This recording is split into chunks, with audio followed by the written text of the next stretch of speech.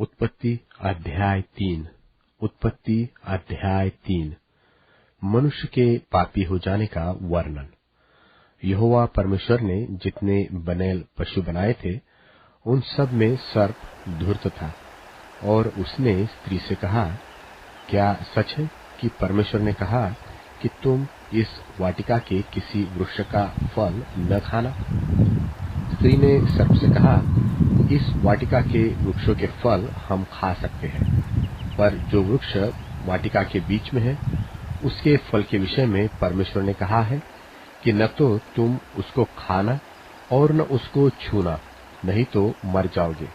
तब सर्प ने स्त्री से कहा, तुम निश्चय न मरोगे, वरन परमेश्वर आप जानता है कि जिस दिन तुम उसका फल खाओगे उसी दिन तुम्हारी आंखें खुल जाएगी और तुम भले बुरे का ज्ञान पाकर परमेश्वर के तुल्य हो जाओगे।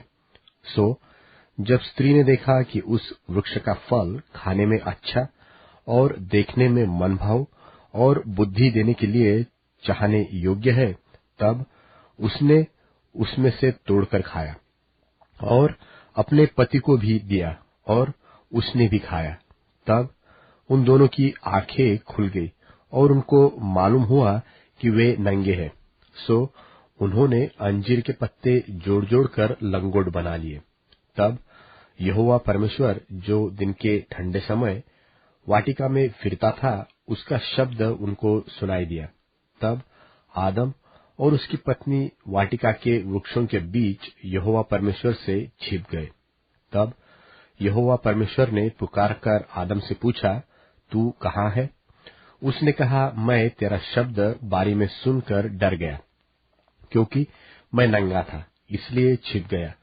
उसने कहा, किसने तुझे चिताया कि तू नंगा है? जिस वृक्ष का फल खाने को मैंने तुझे वर्जा था, क्या तूने उसका फल खाया है?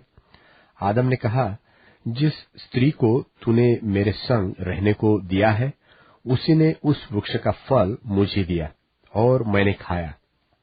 तब यहोवा परमेश्वर ने स्त्री से कहा, तूने यह क्या किया है? स्त्री ने कहा, सर्प ने मुझे बहका दिया, तब मैंने खाया।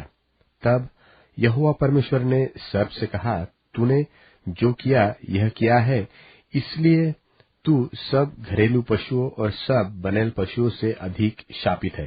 तू पेट के बल चला करेगा और जीवन भर मिट्टी चाटता रहेगा।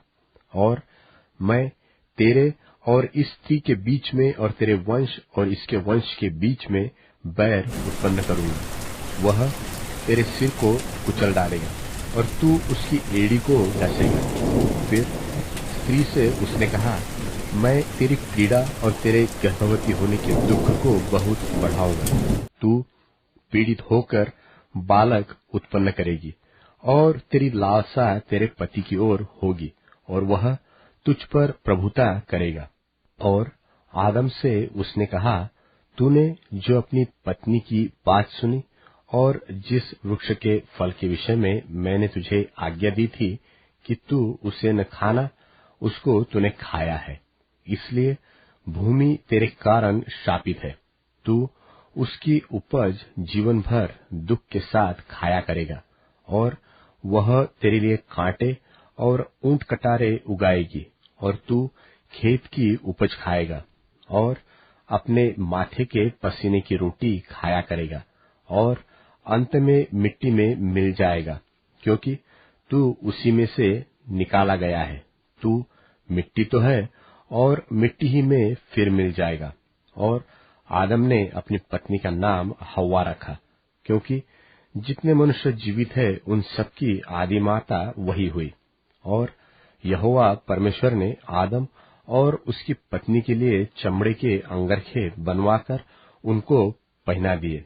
फिर यहोवा परमेश्वर ने कहा, मनुष्य भले बुरे का ज्ञान पाकर हम में से एक के समान हो गया है, इसलिए अब ऐसा न हो कि वह हाथ बढ़ाकर जीवन के वृक्ष का फल भी तोड़ के खा ले और सदा जीवित रहे। तब यहोवा परमेश्वर ने उसको आदम की वाटिका में से निकाल दिया कि वह उस भूमि पर खेती करे जिसमें से वह बनाया गया था। इसलिए आदम को उसने निकाल दिया और जीवन के वृक्ष के मार्ग का पहरा देने के लिए अदन की वाटिका में पूर्व की ओर करूबों और चारों ओर घूमने वाली ज्वालामय तलवार को भी नियुक्त कर दिया।